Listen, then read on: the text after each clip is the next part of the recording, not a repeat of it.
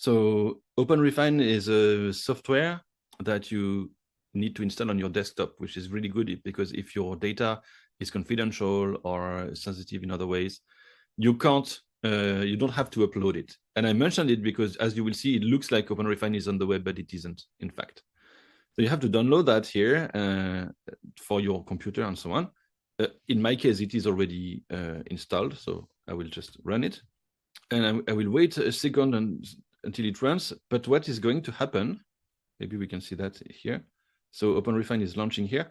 It's opening a window on my computer in my browser. So it looks like it's online, but it actually is not online. OpenRefine is kind of like Excel in some ways, except it does one thing only, which is to clean data. It could do a few other things, but mainly it does that. It cleans data. And yeah, it doesn't do visualizations. It doesn't allow you to create multiple tabs. But on the other hand, it can handle very big data, although I've had some cases where with very big files, like 1 million lines, OpenRefine is still struggling with it. So there is always a limit. And some people may have data sets that are too big, but still it deals with bigger data sets than typically Excel. So what you do is you go fetch your file. I'm going to go here, fetch the same file. Next. It's parsing the file. You can double check that the parsing has been done correctly, which is the case here. Else you can change some of the settings in there. And then I'm fine. I'm going to create the project. And OpenRefine is going to basically create a database for the project. And now I can see my data. And it's not really made for you to create cells or whatever. You're just supposed to manipulate the data set, and that is all. So this is many rows. They are very big because the abstract row, as you will see, takes a lot of space. Here it is.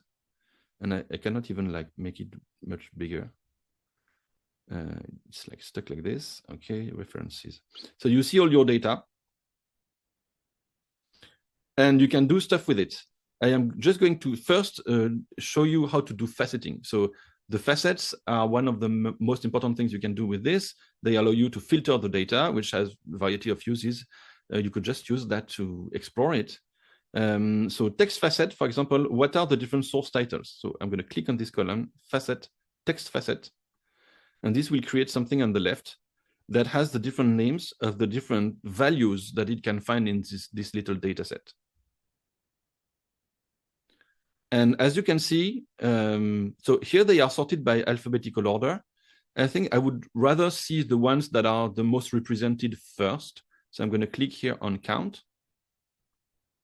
And then I have them by how many times they appear in the dataset. So applied energy, 18 times, renewable energy, 18, science of the total environment, 13, and so on and so forth. And then many that are represented only once. So that's a feature that works really well for the data that is categories, essentially. So I could click here, for example, and I will just select the one that are from this category, or I could, on the contrary, exclude that category. Yeah. Where is it gone?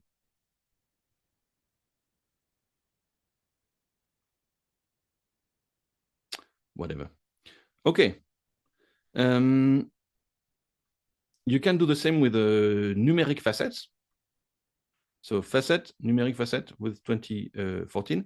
And it doesn't work here because this facet, this column is considered text right now. So I have to transform the column into a column with the numbers. Edit cells, command transforms to number. And importantly, you have a to date here that can also be very useful.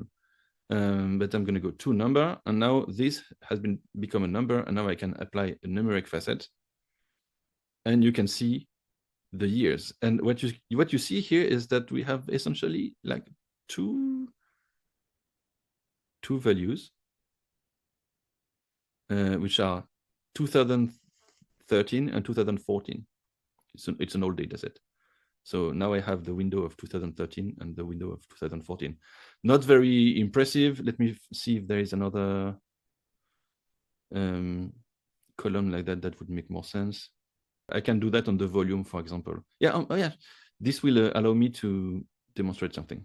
So once again, the volume is supposedly a number. I have to make it a number. So edit cells, common transforms to number.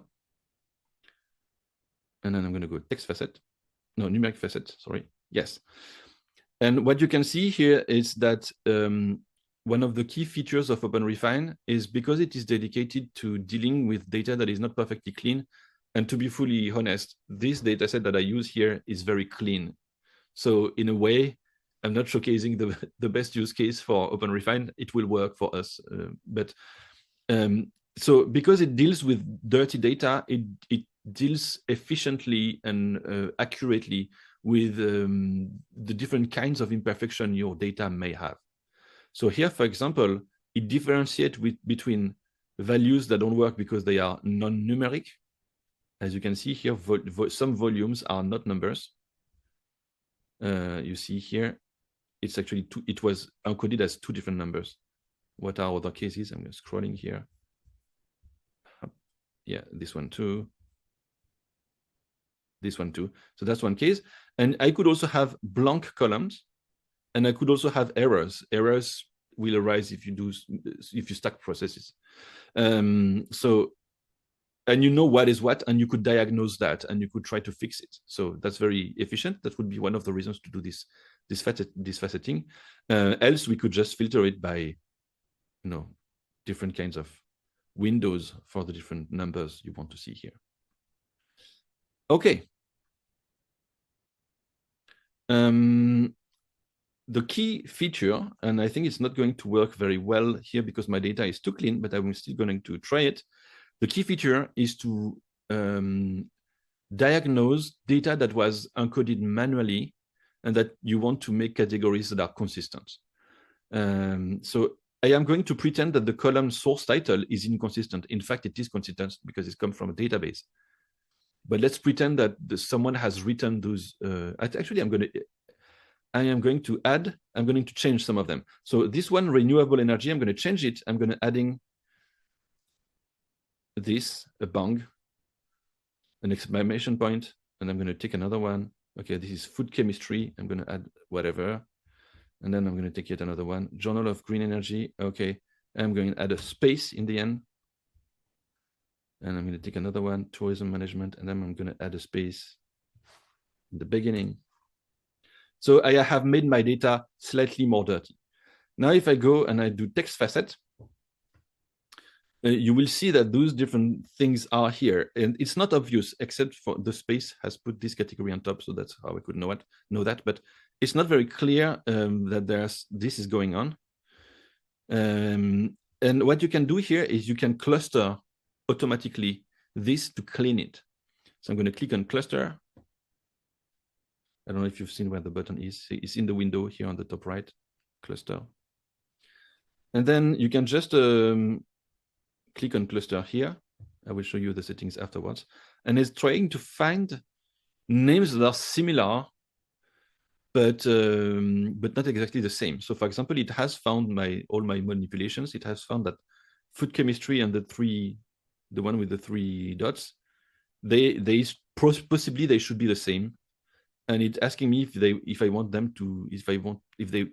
want to merge them into this one. And I could actually choose what I want them to merge into. But I think it made the right choice. So if you're happy with the merge, you could say, okay, I want to merge those. I want to merge those. And I want to merge those. And I can click on merge selected and recluster. And this is going to change my data. And now it's all fine. You have different settings you could do. So let me try others. Some are slower than others. Yeah. Okay, so metaphone, which is based on how words sound, whatever. You don't have to know the details of those algorithms. But then it has found things that are similar, but not exactly the same. Now, I actually know that those are actually different journals. But let's pretend I don't. or let's just pretend that this is actually people who have written the same thing but in different ways, then I may just want to merge them as well. And I could just say, yes, yes, not you, but you, yes. And then you can merge and recluster, and it's going to rerun, and so on and so forth. So now I have changed my data with this. And I could also change my data directly from here. So for example, if I want to change all the, if I click here, you will see the papers published in Acta Astronautica. If I rename this blah, blah, blah, blah, it's going to actually change the data in here. So you could also edit and clean your data here by removing the stuff. And you could also do some basic operations. I'm just going to show you this. In the command transforms, you can trim leading and trailing white spaces. If the mistake is just that some people have added white spaces that you don't need. Collapse consecutive white space. You can normalize the capitalization. So do you want your words to have a capital in the beginning or not, or on each word and so on. So you have this. And yeah. So that's I think that already with that, you can do a lot of things if your data just happens to be dirty for whatever reason. I'm thinking here, for example, if you had a survey where one of the questions is opened but expected to be short, not free text, but if you have a question like, what would be a software that you would like us to install on your computer? I'm inventing a question here. And some people will just write the same thing again and again. I want to have, I don't know, Excel. But they may write it differently. Sometimes they will write MS Excel, sometimes they write Microsoft Excel, sometimes they will write Excel, but they will make a mistake or something. This would be really perfect to rationalize those answers. So that's my main reason to use Refine. And you have seen here like the really basic way you can operate the software.